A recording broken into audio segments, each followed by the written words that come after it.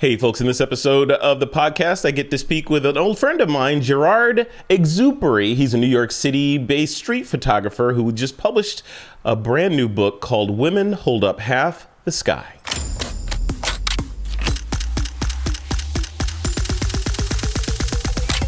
This is TWiP.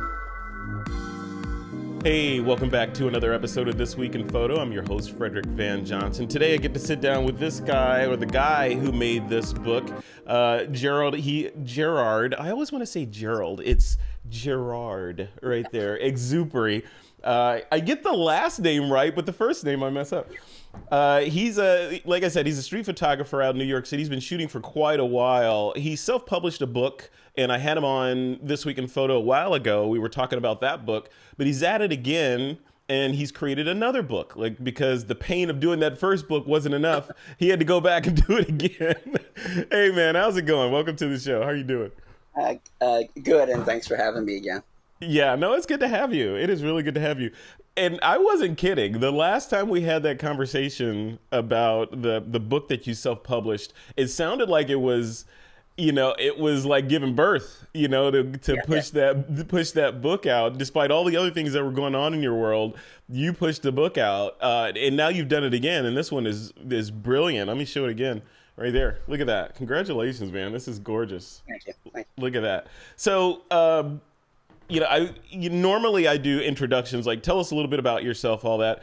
I'm going to link to the previous episode. So if people want to know the history of you, they can go, check out that episode, which I encourage folks to do. This one, I want to specifically focus on the book and how and why you built it. So take me through that, right? So you were on the heels of another book. You had that one out. It's out in the world. It's doing well. People are loving it. And you said, it would be great. I feel like doing another book, right?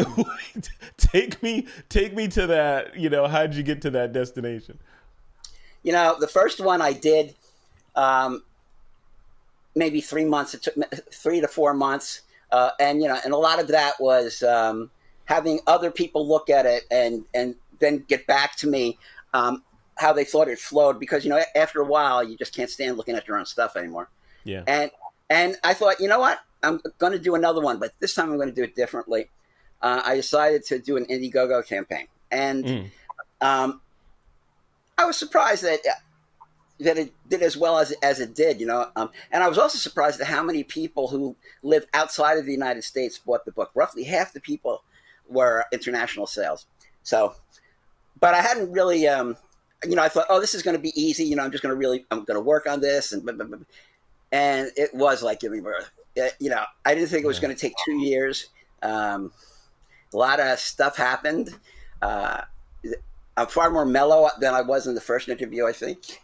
We'll see. We'll have to put them side by side and take a look at the transition. I got the comment, don't be so crazy. But I wanted to do something. Because of my situation, I was pretty much stuck in bed if I was not sitting at the computer. And so I started picking out the pictures, and then I was thinking, well, I'm not really committed to this idea of a book about women, because who the hell am I? Isn't just a guy wanting to do a book about women slightly misogynistic and with the whole Me Too thing, and I'd really been spending a lot of time thinking about that. And my mom had passed away. And she, I might have mentioned it the first time, but I certainly mentioned it in the book, that she was not necessarily the best mother in the world, but she was a remarkable woman. And she was a crappy mother. She would be the first to tell you she sucked at it. But she taught me, she got me to see so many things that I might not have seen if I had a father, and if I wasn't left on my own so much. She made sure that I had things that would keep me occupied in terms of books, drama club, what else? All sorts of things. Appreciation for, right? But most of all, it was like I just assumed that everybody else's mother worked, and as hard as my mother did, and I was always surprised when. I'd go over a friend's house and their mom just stayed at home.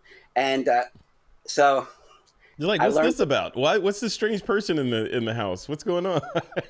Yeah, I mean, there's a real downside to not having the kind of traditional upbringing with a father who says, "Hey, all right, now you're getting interested in girls or guys, I don't know, but there are certain rules and blah blah blah." And I had no example of how I should be, other than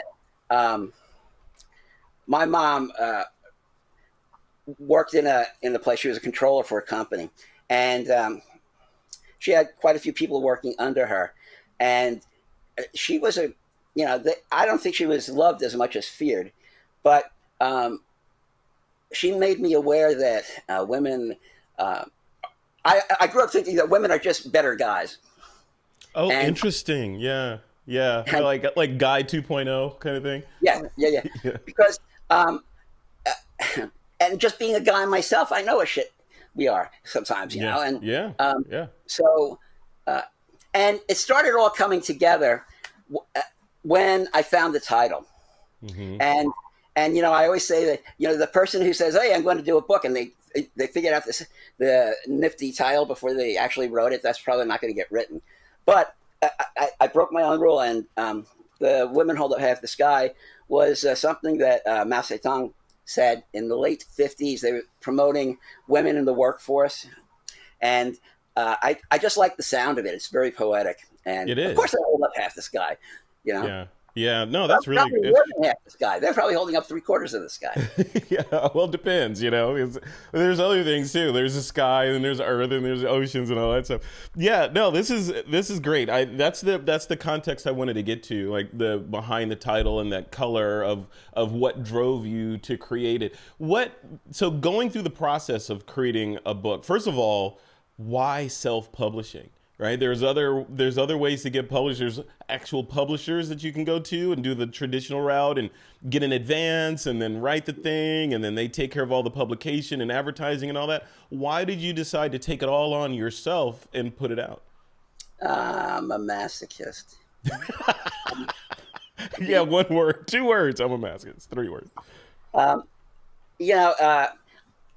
wanted to do it myself because I wanted to be a very limited run of just about 100 books. I may do a second run, and I wanted the quality to be very, very good, printed on with photographic printers on paper specifically designed for that purpose, and then bound into the book. And I was very pleased with how the first one came out, and so I just thought, oh, we'll supercharge this one and make it hardcover and much bigger, and which came with its own a set of issues. I mean, there was so much about this project that I hadn't anticipated. And when I finally sent the file off to the printer, I was kind of in shock for about an hour. I just sat at the desk. I don't know. It was just quiet. And so, I think the book is beautiful. It is. Thank you. That's the one thing I promised and I also did a Kickstarter also to get a little bit more money when I realized I had kind of underestimated. But see, at least this way, it wasn't me saying, oh, I'm going to spend all this money and maybe I'll get it back. I don't know. Here's the book. This was people who wanted to see the book or read my stories, which always freaks me out because I never considered myself a writer, but they seemed to like that and they paid for it. And damn it, I was going to get it done. Although there were times I just didn't think it was ever going to happen. Yeah. Take me into the book, right? So in our last conversation, we talked about sort of you've been photographing in and around New York City for decades, right? Yes. And some of your favorite shots from your adventures around the Big Apple went in to that book. What's in this new book? Well, it's funny because after the first book, this guy who actually my son, he's in showbiz and he directs his own little things. And there was a guy who was in it and he said, "Oh, you're Austin's father, aren't you?" And I said, "Yeah." He said, "Oh, I love that book of yours." And it was like a real ego thing. And then he said, so they were all from like the 70s and 80s, right? I go, "Yeah." He said, "Well, when did you stop taking pictures? Or are you still taking pictures?" Like I was so old that, this is the swan song that And that's why I wanted to include the digital stuff because it was the only way I was shooting at the time, and it speaks for itself. It's funny when I look at it, I can tell obviously what is a analog and what is a digital image, but it doesn't bother me so much. It used to bother me a lot, and during this process, I actually sold a whole bunch of my digital gear and bought a Leica, film Leica, because that was what I was going to do, and it had been suggested to do this little experiment. And after shooting a few rolls and dealing with it, I couldn't stand it. I know it's a screen camera. You like the camera. It's that I can't imagine. I mean, I can imagine because I did it for many years too. But the process of going out and shooting and the delay from when you take the picture to processing to printing and then get it back and it's not right and all that stuff, right? Wow. And then you insult you by calling it chimping because you want to look at your. But no, I realize that is just a part of my process now. And well, I'm using the X Pro 3 as the webcam camera, but nice. there's no screen on the back of it. You have to make the effort to pull the thing down and look, and it's more like shooting with a traditional analog camera. And I think that was a really bold move on their part. I'm sure a lot of people hate it, but it does bring me back closer to shooting analog. However, being able to see my stuff on the bus ride home or in the subway and go, oh wow, that was great, that means a lot to me, and that is part of the process. So it's not chimping, and I don't think it's. People are full of it, I mean, it's like, are you going to talk about it or are you just going to take the pictures? I mean, I really feel that way. It's whatever you want it to be, right? I mean, I think people put these arbitrary constraints and rules around, what is and what isn't correct, quote, photography, right? When it's whatever the heck you want to do. If you want to stand on one foot and close one eye and take photos only in sepia tone, and that's what makes you happy, then do that, right? Sure. No, I want to. No, go ahead. I had to sell the Leica and just get the X Pro 3. And it's funny because I had all these lenses that I had gotten rid of to do this. And so now I got this one camera, one lens, which, to tell the truth, I always use the same lens all the time, 99% of the time, for 40 years. And that really, I need one camera and one lens, or I need two cameras, the one that's sitting at home when the first one gets broken or stolen or something. Well, what's that lens? You can't say I've used one lens for 40 years and not tell us the lens. The 24 millimeter equivalent. Okay, got it. And you're shooting full frame, or you're APS-C on Fuji, right? Yes. Yeah. Cool. Awesome. See, that in and of itself is refreshing, because I talk to photographers, myself included, right? Look at all these cameras back here, that are marinating in lenses and camera bodies and strobes and drones and 360 this and all these different things, and they all get used very little. It's always refreshing to talk to a real photographer that's like, 24, I'm hitting the road, I'm gonna go tell some stories. That's it. And when this lens runs out or dies, I'm gonna go get another one and replace it. Yeah.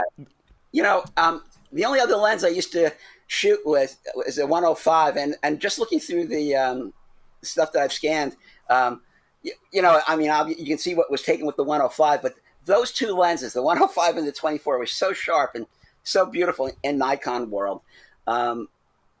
But that 24, when I got it, I didn't know how to use it, but it really changed the way I look at things because, it has to, because there it is, the world is big like this. And the idea was it was a rectilinear lens. That if you held it level, it didn't really distort as much, I think. Yeah. Yep. And to use it and not make people look stupid, and that's just thinking of a young man who's just learning about stuff, and now I don't really even think about it anymore. But, I really do credit that lens for opening my eyes.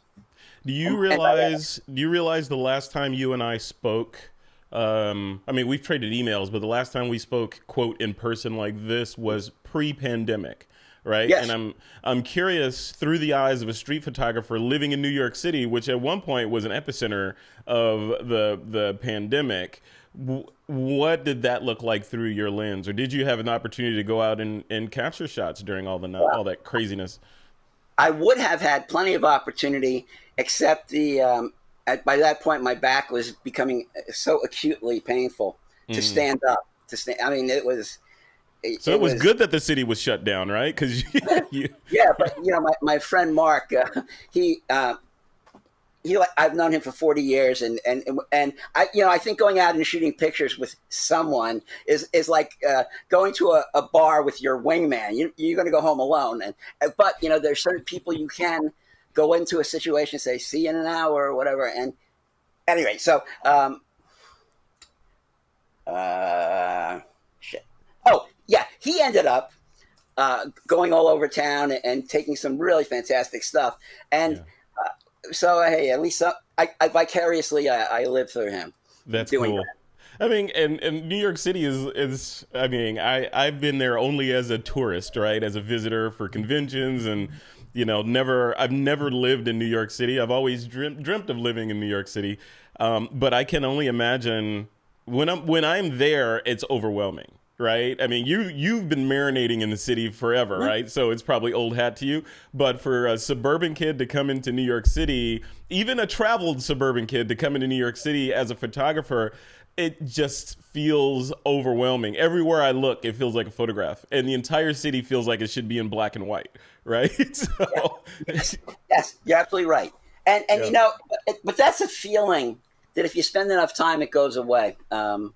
And that's the thing, I think a lot of people they have nice cameras and they have some eye, yet the length of time that they spend on a particular subject, really looking at it, I think that suffers.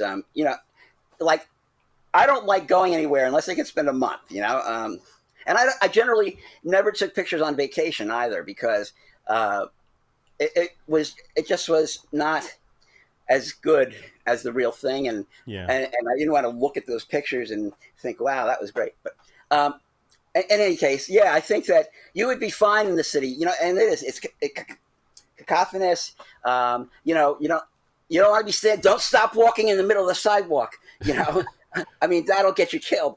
But New Yorkers are some of the nicest people I've ever met. Yeah. No, I love it there. It is just, it's just, I think part of that overwhelm is there's so much to do. There's so much to see and so much to do when you're there. And usually when I'm there, it's usually a week. If I'm lucky, it might be, 2 weeks, but usually it's under a week or a week. And there's, years of stuff to do in a week, right? Yeah. So it's impossible. I wanted to shift gears back to the book.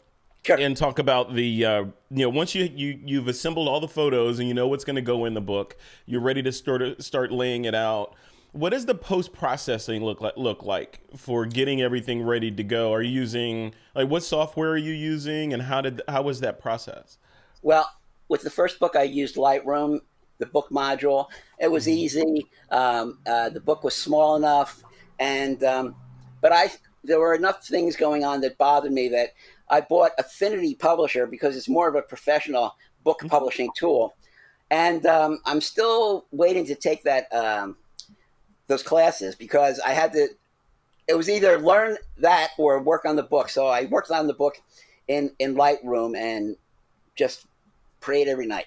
And but it's interesting. There's this woman, she's my ex-sister-in-law actually. And she really likes, what are you doing? I'm sitting on the bed talking to the cat. Well, shouldn't you be working on your book? I have to say that, and she handled all the money and stuff like that in terms of, making sure that people were happy, or that, for instance, like my monitor went 3 monitors. I had LG. It went just like one day. I turned it off, came back, turned it on, gone. And then I got this thing, and 4 months later, it's down, and at least the first monitor, they came out to the place and fixed it and left. This I had to send away for 2 weeks, which really bothers me. And I think anytime you have the opportunity to purchase like professional services or something, do it, because because that really killed it. That 2 weeks, and also there are some other disasters that took place. But I have a general idea of the pictures I want to use, and then I find out that I didn't even remember that one, and that one is fantastic. So I lay it out, and then I send it over to Leslie. I said, well, how does this? How do you think this flows? And whatever. But it'll be pretty much laid out, and I'll do the whole book. I'll scribble in some junk and just look at it for a while. Mm-hmm. And then the hard work really is sitting down and deciding what order they're going to go in. So are you going to do it through the years, or are you going to do it in chronological, or from young people to old people? Yeah. And it became very organic though. But I have to start at the very beginning of the book. I have to start with the cover picture before I can do anything else. And then, the introduction and what pictures are going to open up the book. Interesting. I have to do it. You start with the cover picture, this picture, yes. Right? So you start with this picture first. And then, and you also start with the title as well, right? So you have the title, what this is going to look like, this thing is going to look like, and then you build it. You go from there. Is that how it goes? Yeah. It's more like a talisman. It's sort of like, here's this thing. This is a goal. And you know what? I'm not locked into that. It could have been turned into anything else. But this is what happened. And it's kind of organic, you can't be afraid to try stuff. And look, it's the digital age where you can try as much as you want and not worry about it. You screw up your negatives. So, and it's important to try different things. But I always come back to that same format. Give me a nice large image on the page, only one with a dark background, and just because to represent the image well. Yeah. And so, you didn't show the back of that because many people have commented about the back of the book compared to the front of the book. Yeah, look at that. So look at that. Yeah. Look at that sidewalk. That sidewalk is just New York, right? Look at that. Yeah, and all the spots are chewing gum. Yeah, that's chewing gum. Yeah, I mean, you can still chew on some of that. I bet it still has some flavor in it. Look at that. Okay. Yeah. So you got the book done. You got the cover. You got the photos laid out in there. You've written your captions for each one of the photos. It's all ready to go, right? You've done Lightroom. You've had issues with Lightroom. You've pushed through them. The display, your monitors crashed and died a couple of times. You pushed through that. You're at the end of the line. 3 hard drives. 3 hard drives you killed doing this book. Wow. So what is the final result when you're done? What does it look like? You have a PDF file that's just ready to go to print, and that's it. That's the final result. And then once that PDF is at the printer, I'm assuming there are some press checks that happen before you actually go to press, or once you send that to the printer, what happens?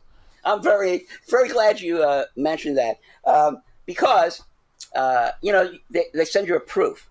Now, if I just wanted one copy of this book, it would have cost me $146 just for one copy. But when you're buying a large number of books, of course, they throw that in. And the first book, I insisted on 3 proofs because I was tweaking little things, and other people were realizing what poor punctuation I have. And so, so little changes like that. But, once that book goes, it's like all I can do is think of, I think I have to kill myself now, or, because it's such a letdown, it's like, and then plus I had people I was responsible to. Yeah. Indiegogo, Kickstarter. And nobody, what was supposed to take 6 months ended up taking 2 years. I never got a nasty gram. Nobody asked for their money back. It was just a wonderful group of people. But it's very difficult when the book is finished to step away. And so when I got the books delivered, I didn't even want to look inside, to be honest with you. But going through it, this isn't really bad, and I know it's good, and I shouldn't be afraid to admit that I think it's good too, because I do.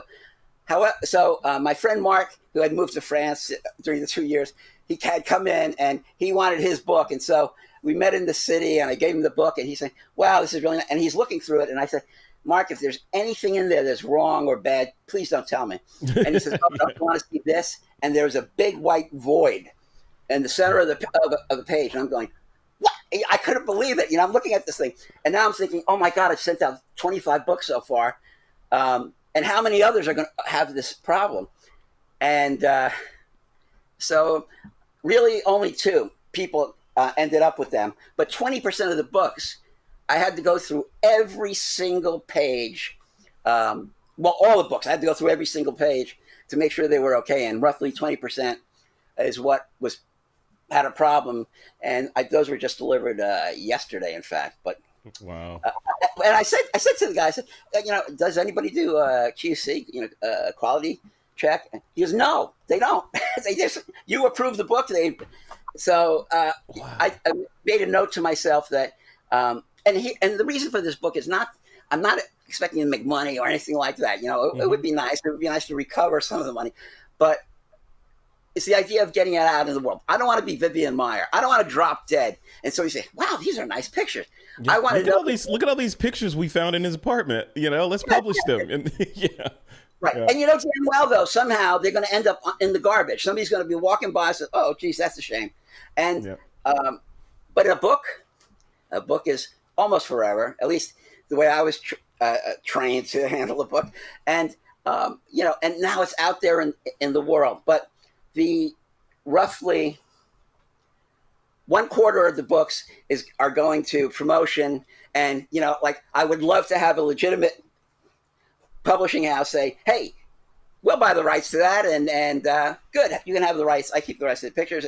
You can have that. Or a literary agent, or just as an entree into some other venues for the pictures. And I figured, hey, it's better than walking in with, your little 8x10 portfolio. I can just hand them a book and say, if you're interested. So absolutely. And have you done any gallery shows in New York? It seems like this is... I had one many years ago. I was still at the School of Visual Arts, and it was with another guy.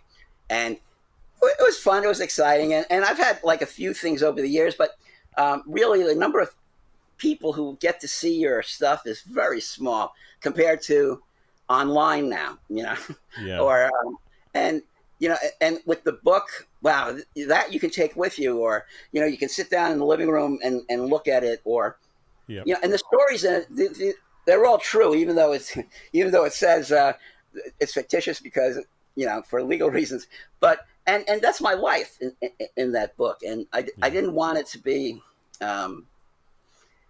it works better as a book than it does on a wall. These pictures behind me are mostly personal. I generally don't hang my own stuff up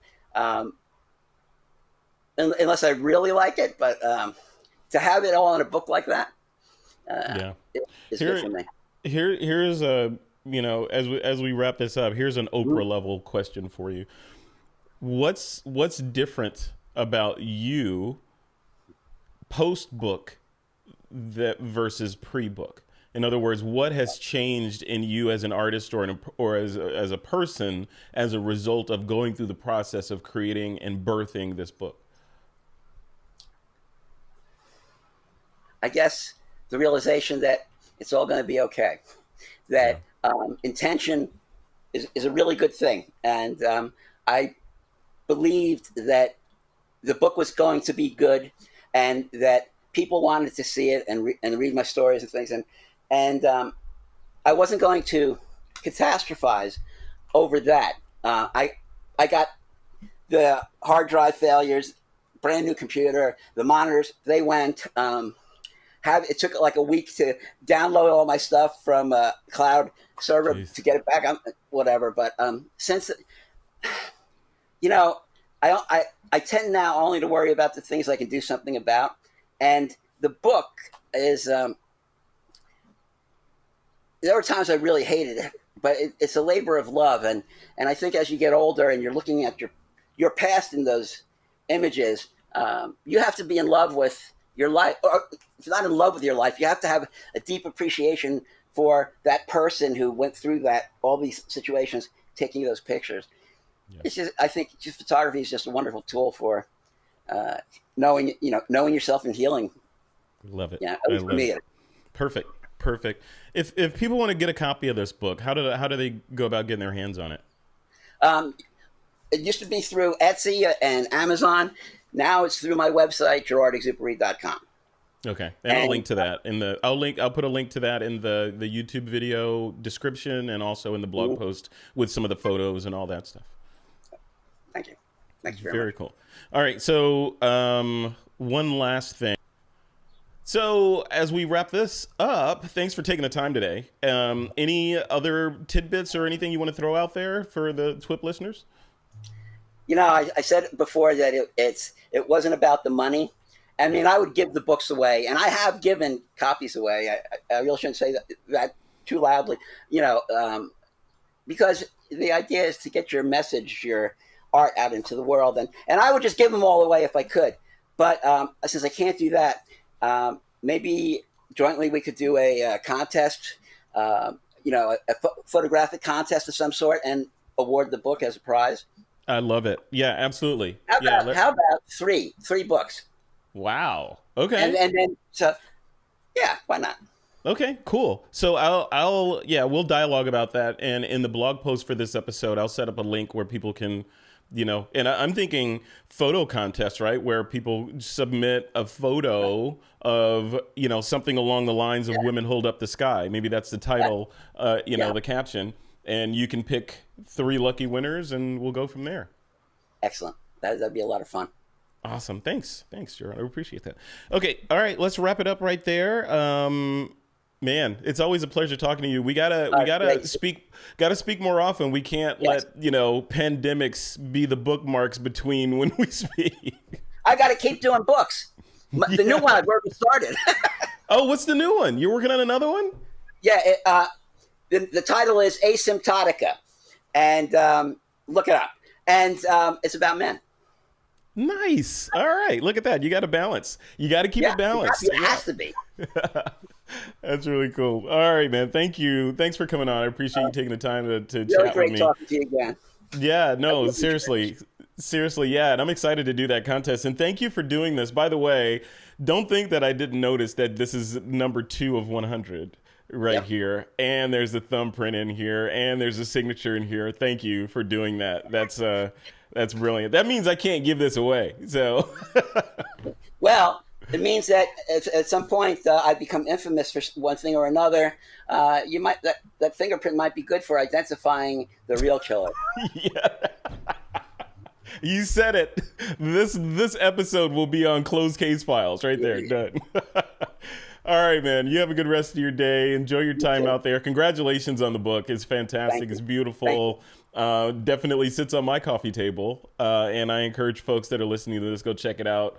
Head over to the website, look at it, look at the photos in the blog post. There are lots of pictures on the website from the book, and so. Very cool. All right, man. We'll leave it right there. You have a good rest of your day. Hey, you too. All right. Take care. Bye-bye.